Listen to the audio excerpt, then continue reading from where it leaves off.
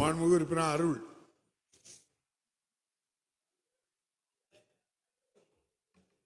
Hello, மாண்புமிகு பேரவைத் தலைவர்களே வணக்கம்.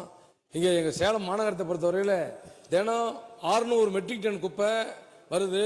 அது என்னுடைய தொகுதியில் இருக்கிற செட்டிசாவடி ஏற்காடு எழில்மிகு ஏற்காடு அடிவாரத்தில் கொண்டு வந்து அதை கொட்டி எரிக்கிறாங்க. அதனால அந்த பகுதி முழுசாவே கெட்டு போயிடுச்சு.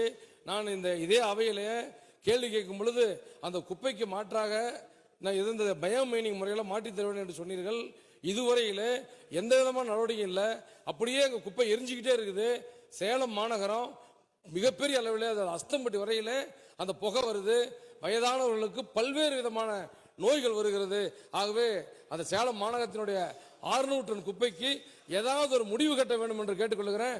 அதே மாதிரி 5 ரோட்டில் இருந்து அஸ்தம்பட்டி வாட்டர் டேங்குக்கு தண்ணி வருதுங்கண்ணா. நம்ம மேட்டூர் குடிநீர் அது தினசரி வாரத்தில் 2 நாள் 3 நாள் உடஞ்சி போயிருது. 5 ரோட்ல இருந்து அஸ்தம்பட்டி டேங்க் வரைக்கும். அதுக்கும் அந்த பைப் லைனை போடுற அதிகாரிட்ட கேட்டா 25 ஆண்டுகள் ஆகுதுன்னு சொல்றாங்க. அந்த பைப் லைனை மாற்றி தங்கு தடை இல்லாம குடிநீரை சேலம் மாநகருக்கு தர வேண்டும் என்று மாண்புமிகு அமைச்சரை தங்கள் வாயிலாக கேட்டு வருகிறேன். மாண்புமிகு அமைச்சர் அவர்கள். மாண்பு பேரவைத் தலைவர்களே, நான் சேலத்தில் இருந்தேன். அது வரைக்கும் ஒண்ணுமே சொல்ல. இப்ப இந்த போற சேலம் உட்கார்ந்துட்டு அருள் கேள்வி கேட்டாச்சு, பதில் வரும். சவுண்ட் விடக்கூடாது. இதுல அவரு அருள் எங்களுடைய கவனத்தை இழுக்கிறார். நான் அங்கதான் இருந்தேன், 4 ஆண்டு காலம் அங்கதான் இருந்தேன். அப்போதெல்லாம் இதை பற்றி சொல்லவே இல்லை. இப்போது சட்டமன்றத்தில் சொல்லியிருக்கிறார். அருள் அருள் உட்கார்ந்து பேசுறாங்க. கேள்வி கேட்டாச்சு. சேலத்தை பொறுத்தளவு மிகப்பெரிய நகரம். சேலத்தை பொறுத்தளவு மிகப்பெரிய நகரம்.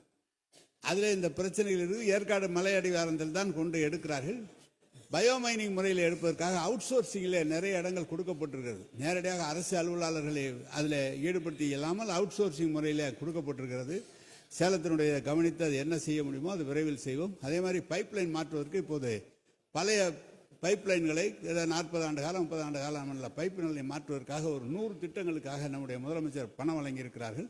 அது அஸ்தம்பட்டியில் இருக்கிற மேல்நிலை நீர்த்தொக்கு தொட்டிக்கு வருகிற பைப்பும் பழுதடைந்திருந்தால் அதை சரி செய்து தரப்படும் என்பதை தெரிவித்து